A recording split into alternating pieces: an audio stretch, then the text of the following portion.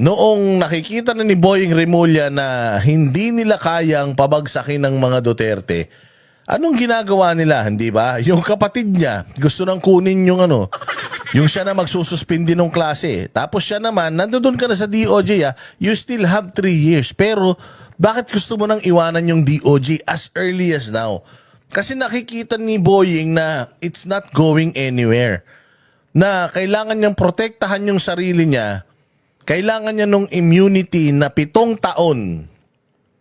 7 taon na maging ombudsman. 7 years eh. Bantakin mo, napakamakapangyarihan ng, mas makapangyarihan ng ang DOJ sa ombudsman. Kasi ang ombudsman, ang kapangyarihan lang niyan is magkaso sa mga sitting government official. Bakit yun ang target ni Remulla? So dito ngayon sa DOJ, ang maganda sa DOJ, buong Pilipinas, lahat ng piskalya sa buong Pilipinas, iyo, NBI, iyo. Yung mga kulungan, sa'yo lahat yan. O, hindi ba? So, mas maganda at makapangyarihan ka talaga dyan. Pero bakit niya gustong mag-downgrade? Kasi nga, ang kailangan niya is security ng 7 taon, hindi siya matatanggal sa gobyerno. Kapag nanalo ka bilang isang ombudsman, ipinromote ka, inalagay ka dyan ng Pangulo, kahit yung Pangulong naglagay sa'yo, hindi ka na niya kayang tanggalin dyan. Diyan ka na for 7 years. 7 taon. So, kung si Boying, iniisip niya na yung kanyang sarili, edi mas lalo na yung ibang mga hindi nanalo sa eleksyon. Si Abalos hindi nanalo.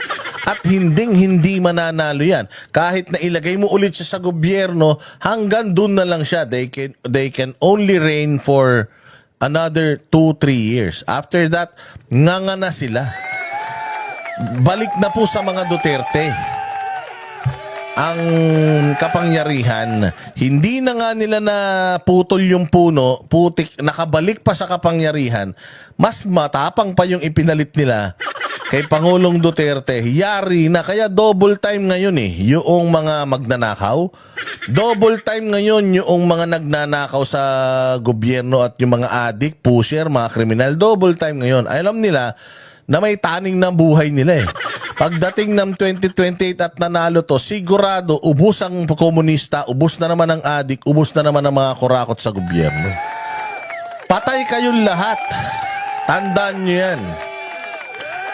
Hindi kayo lahat, hindi na kayo sisikatan ng araw. Ito na talaga yung totoong Duterte magic. Nung una kasi, naging mabait pa si Pangulo sa inyo But itong tao na to, after what you did to her, itong first 3 years ninyo, kayo ang kung maging loka-loka ito, kung maging loka-lokang presidente to at to go up, she will go after everyone na nanakit sa pamilya nila. Hindi mo siya masisisi. Grabe yung ginawa nyo talaga sa kanilang mga hayop kayo so ako talaga gusto ko pag upo nito, she will be vengeful. Gusto ko talaga, she will go after lahat ng ng mga tumrabaho sa kanila para naman, 'di ba? Maibalik yung stress doble pa. Ang gagawin nila sa Pilipinas, tandaan nyo anong ginawa nila kay Isko Moreno sa Maynila? Ang ginawa nila kay Isko Moreno sa Maynila, winarak nila yung sinira nila, as in binaboy nila Maynila. Tambak ang basura, tambak ang utang. Lahat ng pera ng Maynila, kinash advance ng mga putang ina. Pinagkukuha, pinaglulon ng mga hayop, di alam kung saan napunta yung mga pera, iniimbestigahan pa nila ngayon. Pagpasok nila ng loob ng City Hall, walang laman. Kahadiyero lang nandiyan dyan. Tapos mapuputulan pa sila ng kuryente, mapuputulan sila ng internet. Hindi lahat binayaran. Binaboy ni Hani Lacuna ang Maynila. Hindi lang ang Maynila, binaboy niya ang Kapitolyo, binaboy niya yung serbisyo na dapat na ibibigay sa mga tao. Hindi makaka-recover si Isko Moreno dyan ng 3 taon.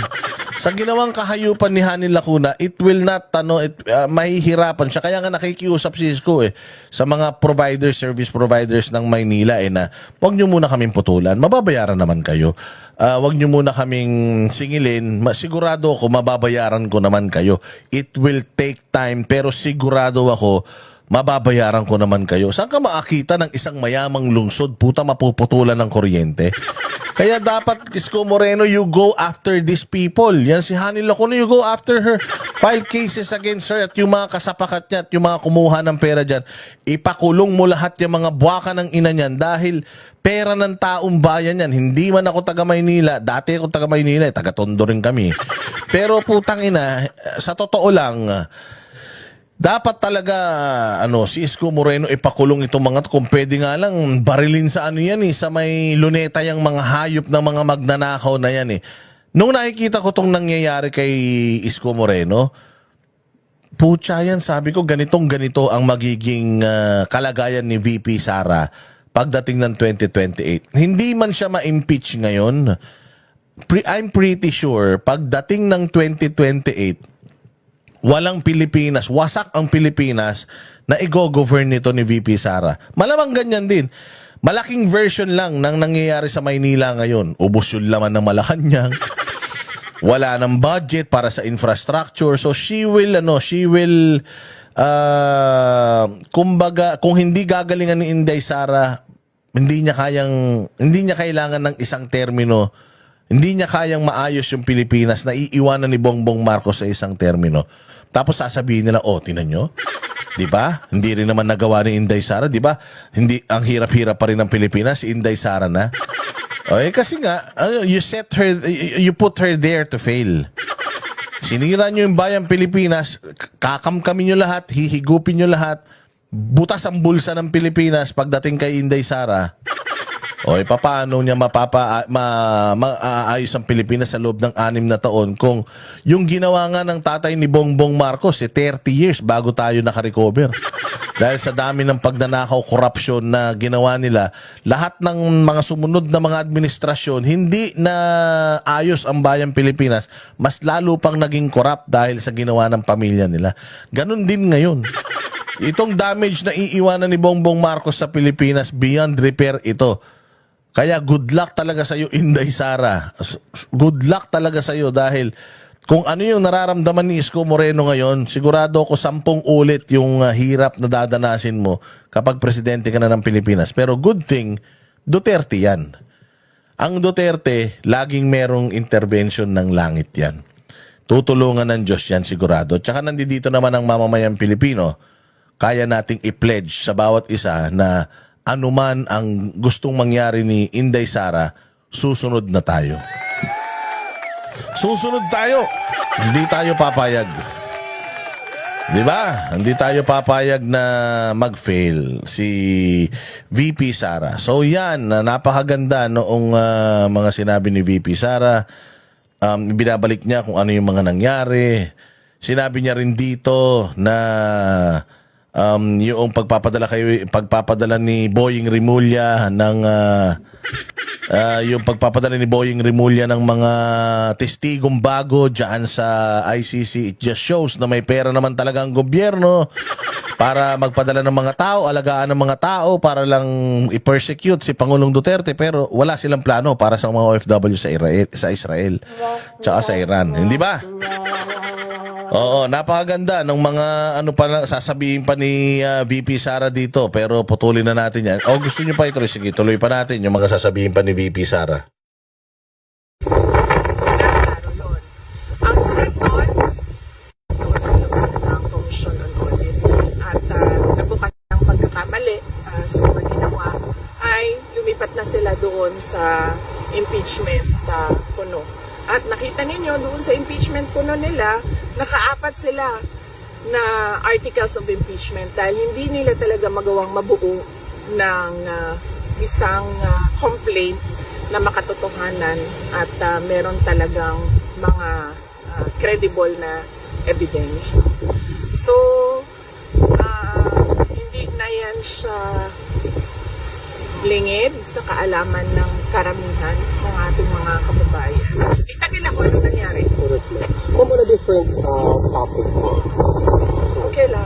Ma'am, my question po sir is that tinanong po kay Atty. Kaufman, ano ang reaction niya sa sinabi ng Secretary of Justice Remulla na allegedly na-destroy nila yung evidence kaya hindi na sila makapag-fight on sa local court sa Pilipinas and they're ceding the issue or the situation dito sa ICC. Sinabi ni Atty. Kaufman po na as far as destroying evidence is concerned, wala pong ginawa si PRRD because that is a criminal offense. Ano po yung reaction ninyo, ma'am, sa statement ni Secretary Remulla na walang daw evidence? A lot of Filipinos are thinking, if there are no evidence in the Philippines, what kind of evidence will be presented before the ICC? Gawa-gawa. Gawa-gawa talaga na ebidensya. At yung ibang ebidensya nila, meron din tayong ebidensya na kinuha yon by force or intimidation or harassment of individuals. So, makikita din natin yun soon, very soon. Will you be attending the SONA, VP? Of course not. No SONA for me. Kasi confirm na yung ano natin, Korea natin na Filipino community. Bukod po dito sa The Hague, do you intend to visit other places in Europe this trip? Wala po. Dito lang kami sa Hague, sa duration ng duty ko. So July ano ba ako? Kailan ako dumating? July 5 hanggang July 23. Minamaximize namin yung grant ng detention unit na 4 times a week pwede po. Your reaction po na gobyerno ng Pilipinas ang gagastos para sa apat na witnesses by way of cooperating with the ICC? Well, nakakalungkot. Dahil unang-una, sinasabi nila walang ebidensya, pero meron sila ngayong witnesses. Nga pala, yung tanong nga pala kanina is, yung bakit parang kumakalaban sila VP Sara sa gobyerno. Sabi niya, hindi kami kumakalaban sa gobyerno. Actually, we're on the defense mode. Depensa lang kami. Kung ano yung sinasabi nila, we're just answering. Oo. Kasi sila naman yung unang umupensa eh. Impeachment, ICC, ginawa kay Pastor Apollo Kibuloy, ginagawa sa Davao. That's all them. Ang mga Duterte, sagot lang ng sagot. Diba? Lahat lang ng issue na binabato sa kanila, sinasagot lang nila. So, nasa depensa lang sila. So, may kasalanan talaga nito, lahat ng ito, yung mga nasa gobyerno. Na kaya naman nila pala bayaran yung yung pagbabiyahe.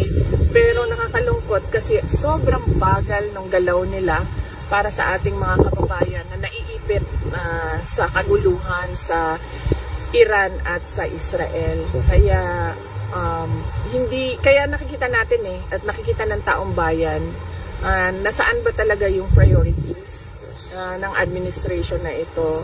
Apparently puro politika lang yung paninira sa politika lang yung kanilang prioridad at hindi yung mga mamamayan. Ma'am, on a different parang susunod ko yung question, ma'am, by the way. Sinabi po ni President President Marcos na i-stop na daw po natin yung pamumulitika at it's now time for us to work. Siguro tumingin siya sa salamin, no? Pag sinasabi niya yung stop na ang pamumulitika kasi sila yung namumulitika. Ang ginagawa lang namin lahat ay sumasagot kami, di ba? Attorney Harry Roque, ikaw isang biktima ka din. Dahil you are known to be an ally and a very close lawyer of President Duterte. So, wala naman kaming ginagawang atake. Ang sa amin lahat ay sagot at depensa. So, sila ang tumigil. At sila yung nasa administrasyon, sila yung tumigil, at sila yung tumutok sa kung ano yung dapat na ibigay para sa taong bayan. Yung special affirmative defenses po sa impeachment na yung hindi pwede mag-carry over at saka barred na impeachment complaint. How confident are you that the Senate will respond at first before hearing the... Ayun, so napakaganda nang sinabi ni VP Sara na ang gobyerno, itigil nyo ang pamumulitikan nyo. Kasi yun nga, may sinabi na naman nga si BBM na itigil na lang ang pamumulitika,